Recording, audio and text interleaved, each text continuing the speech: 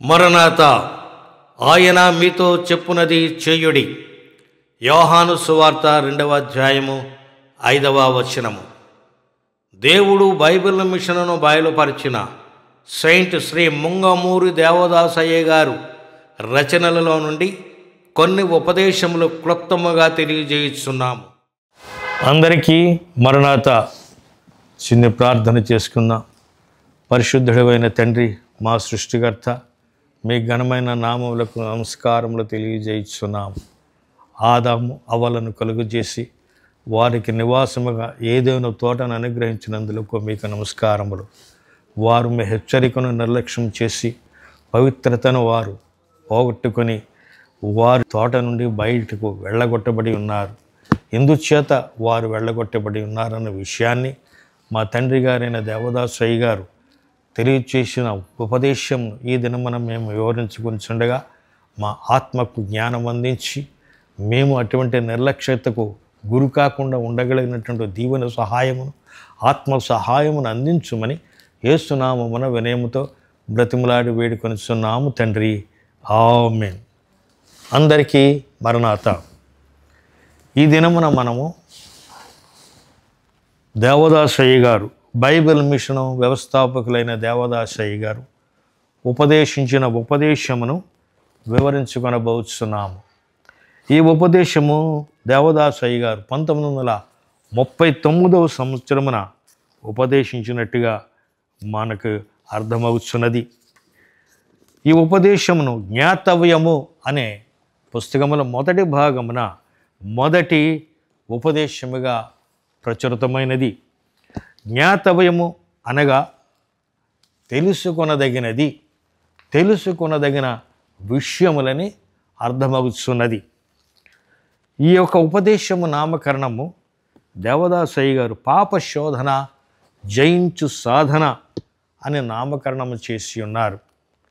ఈ ఉపదేశమునకు కావలసినటువంటి రెఫరెన్సులను దేవదాసయ్య గారు ఆదికాండం 3వ అధ్యాయము 1వ వచనం నుండి 24వ వచనం వరకు, యోహాను సువార్త 1వ అధ్యాయము 29వ వచనము, 1 యోహాను పత్రిక 1వ అధ్యాయము 7వ వచనము. మొదటిగా దేవదాసయ్య గారు దీవెన వచనముతో ప్రారంభించారు. నేను అన్ని విషయములు చదువుతాను, చదివిన తర్వాత చివరి వరకు చదివి తర్వాత విషయములను నేను విశదీకరిస్తాను. దయచేసి మీరందరూ నాతో ఏకీభవించవలసిందిగా కోరిచి ఉన్నాను. దీవెనతో దేవదాసయ్య గారు ప్రారంభించారు. వాక్యాసక్త ప్రియులారా, ఇదైనా వాక్య ధ్యానము ద్వారా సులువుగా చిక్కులు పెట్టు పాపమును జయించు వివేచన సాధనములను ప్రభువు మీకు దయచేయునుగాక. ఆమేన్. మొదటి పాయింట్లో పాపమును గూర్చి వివరించెను. శోధన ఫలము అతి భయంకరమైనది. అగ్నిహోత్రములో నిప్పురవ్వలకు కాపురము, దానికి ఆ శక్తి గలదు. అంటితే అంటుకొనును, విదిలించినను వదలకుండా కొంతవరకైనా హాని కలిగించకుండా ఉండదు. ఇది మొదటి పాయింట్గా దేవదాసయ్య గారు తెలియచేసి ఉన్నారు. రెండవ పాయింట్, 8 గుంపుల వారు ఉన్నారు. వారందరూ కూడా పాపములో తప్పక పడిపోవుదురు, సులువుగా పడిపోవుదురనే విషయాన్ని రెండవ పాయింట్లో దేవదాసయ్య గారు తెలియచేసి ఉన్నారు. మూడవ పాయింట్లో ఆదామవ్వలో పాపములో పడిపోవుట అనే విషయాన్ని తెలియచేసి ఉన్నారు. ఇక 4వ పాయింట్ దగ్గరికి మనం వచ్చి ఆలోచన చేసినట్లయితే ఎందుచేత వారు శోధనలో ప్రవేశించవలసి వచ్చినదని విషయాన్ని తెలియచేశారు. 5 పాయింట్లో కూడా చాలామంది భక్తులు ఏ రీతిగా తలంచుతున్నారన్న విషయాన్ని తెలియచేశారు. 6వ పాయింట్లో ఇది అసలైనటువంటి పాయింట్గా, ఇది అసలైనటువంటి సంగతిగా నేను అర్థం చేసుకున్నాను. 6వ పాయింట్లో మొదటి లైన్లో పాపమనున్నది మనము లోబడిన శోధనల ఫలితమే. 7వ పాయింట్గా రెఫరెన్స్ ఇచ్చారు యాకోబు పత్రిక 1వ అధ్యాయం 14వ వచనం. 8వ పాయింట్గా ఒక ఉదాహరణను తెలియచేశారు. 9వ పాయింట్గా కూడా ఒక ఉదాహరణను తెలియచేశారు. 13వ పాయింట్గా, గనుక ఎవరైనాను నేను దేవుని చేత శోధింపబడుచున్నానని అనకూడదు, దేవుడు ఎప్పుడునూ శోధించేవాడు కాడు అనే విషయాన్ని చాలా చక్కగా తెలియచేసి ఉన్నారు. 14వ పాయింట్గా, కొందరు భక్తులైన వారు ఏ రీతిగా ఉంటారు, ఏ రీతిగా వారు పాపం చేస్తారనే సంగతి తెలియచేసి ఉన్నారు. 15, 16, 17 పాయింట్లు చాలా గొప్ప పాయింట్లు. వాటిని మరలా మనం వివరించుకుందాం. ఇప్పటి వరకు చెప్పబడినటువంటి ఈ యొక్క పాయింట్లలో మొదటిగా దేవదాసయ్య గారి దీవెన వచనములో, వాక్యాసక్త ప్రియులారా, ఇదేనా వాక్య ధ్యానము ద్వారా సులువుగా చిక్కులు పెట్టు పాపమనున్నది సులువుగా చిక్కులు పెడుతుందని ఈ దీవెన వచనము ద్వారా మనకు తెలియజేయుచున్నారు. సులువుగా చిక్కులు పెట్టే ఈ పాపమునకు శక్తి గలదు. ఆ శక్తిని జయించుటకు కావలసిన వివేచన సాధనములు మనకు కావాలని. ఏమిటా వివేచన సాధనములు మనం ఆలోచన చేద్దాం. మొదటిగా అగ్నిగుండము గురించి తెలియచేస్తున్నారు. ఈ అగ్నిహోత్రములో నిప్పురవలంటవి వాటిని ముట్టుకునిన మన చేతికి అంటుకోకుండా ఉండవు. విదిలించబడినను కొద్దిగా అయినా హాని చేయకుండా ఉండవని తెలియచేసి ఉన్నారు. ఇక 2వ పాయింట్లో 8 గుంపుల వారు ఉన్నారని తెలియచేశాను కదా. అందులో ఒక గుంపు వారు పెద్దవారని భయపడేవారు, అజాగ్రత్తగా నున్నవారు, మోమాటము గలవారు, చెడుగును ఆలకించేవారు తప్పక శోధనకు లోబడదురు. మరొకసారి నేను చదువుతానండి, కొన్ని పాయింట్లు మాత్రమే చదువుతాను నేను. మోమాటము గలవారు, పెద్దవారని భయపడేవారు, అజాగ్రత్తగా నున్నవారు, చెడుగును ఆలకించేవారు తప్పక శోధనకు లోబడదురు. ఇక్కడ శోధనకు లోబడదురు అన్నారు. ఆ శోధనకు ఏ రీతిగా లోబడతారో ఆ క్రింద దేవదాసయ్య గారు తెలియచేశారు. అమాయకులు ఆదామవ్వలు పడిపోయిరి, సైతాను భయంకర భార్య నుండి తప్పించుకున్న జాలకపోయిరి, నిలువబడి సర్పము యొక్క మాట వినుట వలన చెడిపోయిరి, ఎన్నడూ ఎరిగిన వాని మాట నమ్మిరి. ఈ రీతిగా దేవదాసయ్య గారు తెలియచేశారు. దీని యొక్క అర్థము నాకు ఈ రీతిగా తెలియబడుచున్నది. ఈ రీతిగా నేను అర్థం చేసుకొనిచున్నాను. వారు పండు తినక ముందు నిలువబడి సర్పం యొక్క మాటను విన్నారు. ఇది పండు తినకముందు వారు మాటను విన్నారు. వినుటతోడనే వారికి నమ్మకము కలిగినది. మాటను విన్నారు, మాటను నమ్మారు గనుక మొదటిగా వారిలో చెడుతనం అనేది ప్రవేశించినది. ఇక్కడ చెడిపోయిరి అనే మాట దేవదాసయ్య గారు ఉపయోగించారు. అసలు పాపము లేని రోజులలో పాపము లేని వారు ఆ చెడుగు మాటలు నమ్మి చెడిపోయిరి. చెడుగు మాటలు పాపం పండు తినక ముందే వారు విన్నారు, నమ్మారు, చెడిపోయారు.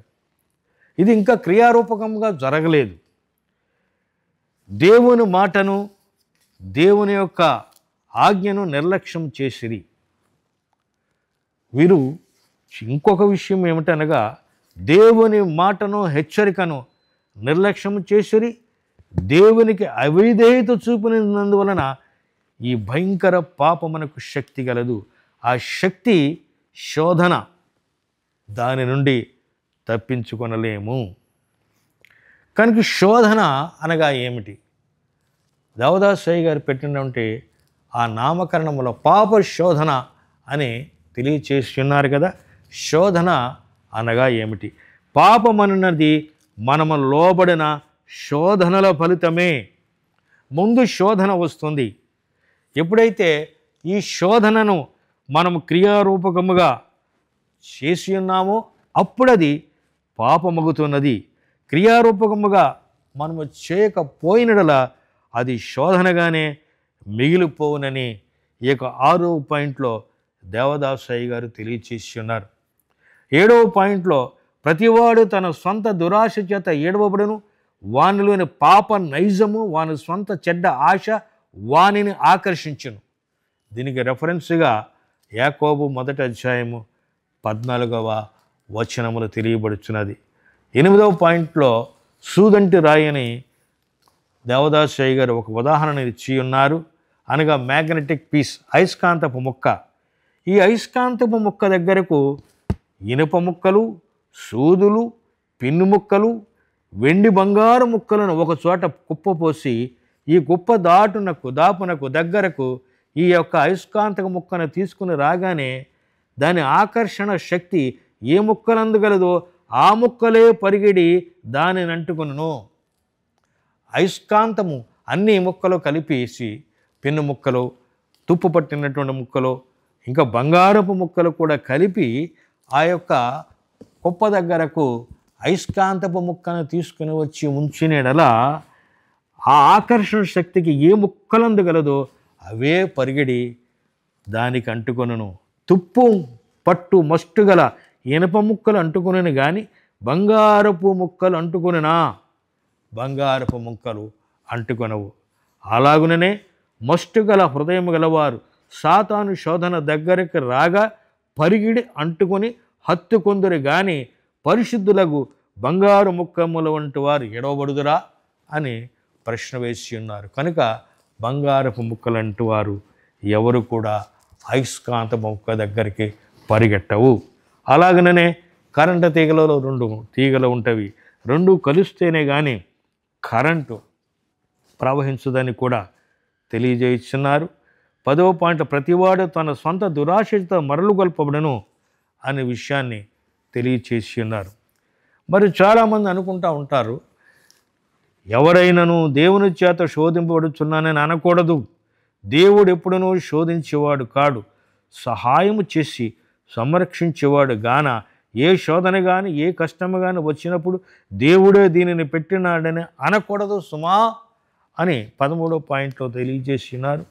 యాకోబు పత్రిక 1వ అధ్యాయము 13 నుంచి 18వ వచనం వరకు తెలియచేసి ఉన్నారు. రెఫరెన్స్గా 15, 16, 17 పాయింట్లు అతి ప్రాముఖ్యమైనటువంటి పాయింట్లుగా దేవదాసయ్య గారు తెలియచేస్తున్నారు. ఈ 15వ పాయింట్లో దయ్యములు కానీ సాతాను కానీ నీ ఇష్టం లేకుండా ఏమీ చేయజాలవు. నీవు వాటికి ఆ శోధనకి ఎంత స్థలం ఇచ్చేదవో అంత పని అవి జరిగించును. మనమిచ్చు దానిని బట్టియే కానీ దయ్యములు మనలను బలవంతపరచి పనిచేయజాలవు. మరొకసారి చదువుతానండి. దయ్యములు కానీ సాతాను కానీ మన ఇష్టం లేకుండా ఏమీ చేయజాలవు. మనము వాటికి ఆ శోధనకి ఎంత స్థలం ఇచ్చేదమో అంత పని అవి జరిగించును. మనమిచ్చు దానిని బట్టియే కానీ దయ్యములు మనలను బలవంతపరచి పని చేయజాలవు. గనుకనే అపవాదికి చోటు ఇవ్వకడని ఎఫెసీ 4వ అధ్యాయము 27వ వచనములో తెలుపబడి ఉన్నది. మహాముఖ్యమైన విషయము 16వ పాయింట్లో మనకు కనబడుచున్నది. దేవునికైనను మనము చోటు ఇవ్వకపోతే ఆయన బలవంతముగా మనలో తన మంచి పనినైనను చేయడు. దేవునికైనను మనము చోటు ఇవ్వకపోతే ఆయన బలవంతముగా మనలో తన మంచి పనినైనను చేయడు. మనమెంత అంగీకరించితే ఎంత స్థలం ఇచ్చితే దేవుడు అంత పని జరిగించును. మీ స్వేచ్ఛను చెడగొట్టడు. మార్కు సువార్త 6వ అధ్యాయము 1వ వచనం నుండి 5వ వచనం వరకు కనబడుతున్నది. దేవునికి చోటిచ్చిన దేవుని బలము పొందుదము. ఆ బలముతో సాతానుని ఎదిరించిన వాడు పారిపోవునని గలదు. వానిని ఎదిరించక వాని చేతులందు నిద్రించిన వాడెక్కడో ఎత్తుకొని పాతాళంలో పడవేను సుమా.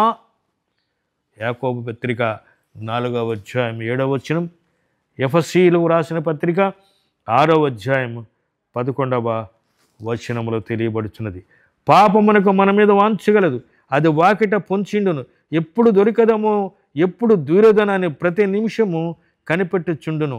సత్క్రియ చేయని వానిపైకి దూకుటకు అది వాకిట పాపము పొంచిండును.